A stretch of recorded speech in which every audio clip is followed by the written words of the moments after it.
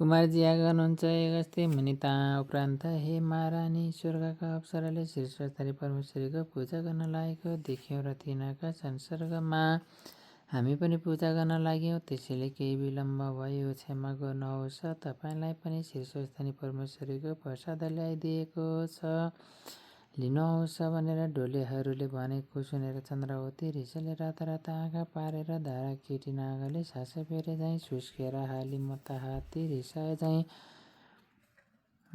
ठुले शब्दले गर्जेर हे पापिष्ट हो, मलाई यस्ता वनमा एक्लै छाडी व्रत गर्न लाग्यो। सेवकको धर्म यही हो।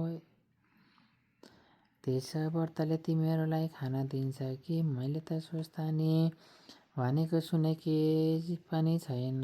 त्यो कहाँ कि देवी हो, त्यसले के गर्न सक्छ? तिमीहरूले मलाई नटेरेको हो भन म भएर पो, नत्र तिमीहरूलाई मारि नै हाल्ने थिएँ। कहिले पुगौला भन्ने हतपत्ता आए कि मलाई विलम्ब गरिदेऊ। अपराधीमा पनि ठुला अपराधी रहेछौ भनी बाँदर कुदे झैँ कुदेर डोलेका हातबाट स्वस्थानी परमेश्वरीको प्रसाद खोसी थुथु गरे। घोडाले कुलचिन्द्र अब पनि यसै गरौँला कि चाँडै लैजाओ भनिन बिचरा डोलेहरू आँखाबाट आँसु खसाल्दै केही पनि नबोली मनले श्री सरस्वती परमेश्वरीलाई सम्झी सरक्क डोली बोकेर खुरुक्क हिँडे। लाउने देशका नजिक शाली नदी थिएन। त्यहाँ पुगेर नदी तर्न लाग्दा श्री सरस्वती परमेश्वरीलाई निन्दा गरेको हुनाले अकस्मात चदुवा टागे जस्तो बादल उठ्यो र आधी समेत आएर मुसलधार पानी पर्न थाल्यो। फुल बाँचियो र चन्द्रावती डोलीबाट खसिन। डोलेहरू श्री सरस्वती परमेश्वरीको व्रतका प्रभावले पंक्षीको रूप भई कैलाश पुगी आनन्दले रहे। जो मनुष्य श्री सरस्वती परमेश्वरीको व्रत पूजा गर्ला त्यसले त्यो पद पाउनेछ। ता उपरान्त चन्द्रावती पातकी भएर जलभित्र नै रहिन। चन्द्रावती खसेदेखि शाली नदी बगेनन्, स्थिर भएर रहिन। माझीहरूले यस्तो देखेर यो के आश्चर्य भयो। यस नदीमा ग्रह आई बस्यो कि नाग आयो अथवा यज्ञमा केही उत्पात हुन लागेकोले यस्तो भयो भनेर नवराजा राजालाई गई भने, हे राजन, शाली नदी बग्दिनन्, स्थिर भएकी छन्। यस्तो हामीले सुनेको पनि थिएन। आज आँखाले देख्यौँ। हजुरले विचार गर्नु पर्यो। यस्तो कुरा माझीहरूका मुखबाट सुनेपछि नवराजा राजाले मन्त्रीलाई डाकी माझीले भनेको कुरा भनेर लोक समेत भएर शाली नदीमा पुगे। माझीहरूलाई पानीमा जाला हान्न लगाए। केही जन्तु छ कि भनेर माझीहरूले जाला हाली हेर्दा चन्द्रावती जालामा अल्झेर आइन। चन्द्रावती कस्ती भएकी थिइन भने शरीरमा खुष्टी उब्जेकी, हात पाउ खसेकी, शुद्धि केही नभएकी, मुढ जस्ती भएको चन्द्रावतीलाई देखि यो वस्तु हो भनी ठम्याउन नसकी नदीका किनारामा मिल्काइदिए। जलभित्र पसेर पनि खोजे, केही पाएनन् र महाराज हामीले केही पाउन सकेनौँ भने। यस्तो माझीहरूको कुरा सुनेर नवराजा राजाले, हे गङ्गे, मैले केही जान्न सकिन, मदेखि प्रसन्न हुनुहोस् भनेर पारो नवरत्न, गाईको दुध, दही समेतले अर्घ दिए अनि शाली नदी बग्न थालिन। यो देखि नवराजा राजाले आश्चर्य मान्दै लोक समेत बाहिर दरबार फर्के। त्यहाँ उपरान्त चन्द्रावती छेडमा मुर्छा हुने, छेडमा चेष्टा हुने, छुदा तुसाले पीडित भएर महाकष्ट पाएर मुडो झैँ भएर शाली नदीका किनारामा अडिरहिन। एक दिन साह्रै भोक लाग्यो र खानेकुरा केही पाएनन् र माटो नै खान्छु भनेर हातमा लिन त्यो माटो पत्थर भयो। त्यही पनि खान खोज्दा हाड भयो, त्यो पनि खान खोज्दा खरानी भयो, त्यही खरानी पनि खान मुखतिर लैजाँदा बतासाई उडाएर लग्यो। स्वस्थानी परमेश्वरीलाई निन्दा गरेकी हुनाले शीतताप, भोक प्यासबाट हुने अनेक दुःख सहिरहिन। ता उपरान्त नवराजा राजाले आफ्ना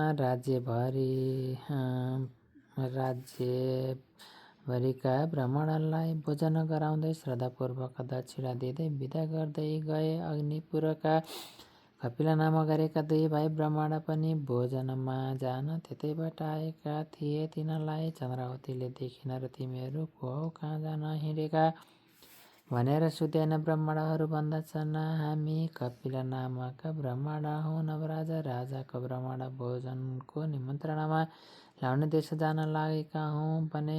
तब चन्द्रावती भन्दछिन्, हे ब्राह्मण हौ, कति दिन भयो मैले केही खाएकी छैन। तिमीहरू भोजनमा जाने भए मलाई पनि केही मागी ल्याइदिए पुण्य होला, म अनाथमाथि दया गर भनिन्। तब ब्राह्मण भन्दछन्, हे पापिनी, हामी हुन्छ भन्न सक्दैनौँ, किनभने राजाको दरबारमा के कसो हुन्छ विशेष हामी ब्राह्मण जातिले ल्याउन हुने वस्तु दिए भने त ल्याउँला, ल्याउन नहुने वस्तु दिए कसो गरौँला।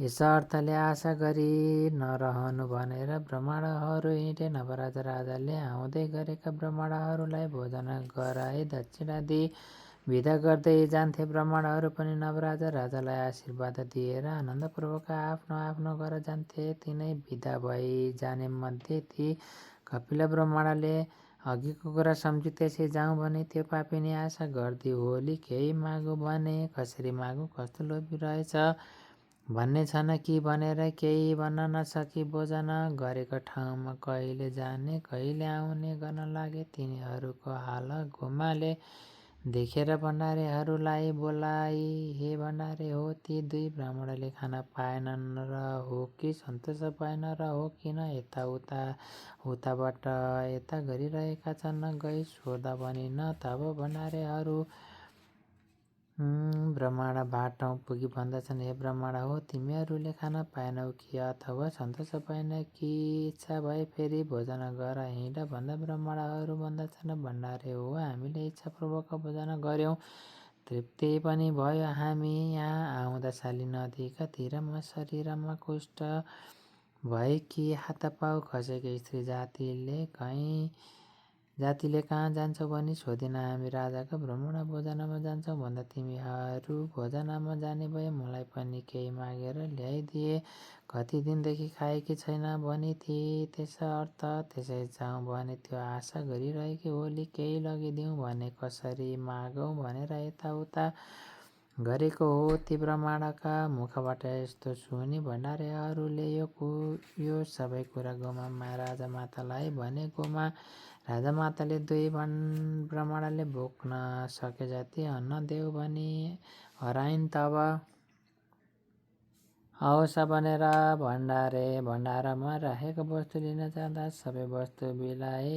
यस्तो अद्भुत आश्चर्य भएको देखेर राजामाता बाटौँ गई हात जोडिराखेका ठाउँमा केही छैन। भण्डारेहरूले गोमालाई भने अनि राजामाता आफै भण्डारमा गएर हेरिन त दिने जस्तो वस्तु केही देखिनन् र आफूलाई भनेर पकाइराखेको भात देऊ भनिन्। भण्डारेले त्यही भात लिएर गई ब्राह्मणहरूसित भने, हे ब्राह्मण हो, त्यसको नाउँ लिने बित्तिकै राजाको भण्डारको वस्तु लुप्त भयो, राखेका ठाउँमा केही छैन, यो राजामातालाई पकाएको भात त लगिदेऊ भनेर सुम्पे। बिचरा ब्राह्मणहरू बहुतै शरमा मानी भात लिएर दरबारबाट बाहिर निस्के। ब्राह्मणहरू जाने बित्तिकै राजाको भण्डार पहिलेको जस्तै भरिपूर्ण भयो। राखेका सारा वस्तुहरू उही ठाउँमा उस्तै देखे। हे अगस्त्य मुनि, शीर्षस्थानी देवीको निन्दा गरेको पापले चन्द्रावतीको जो दशा भयो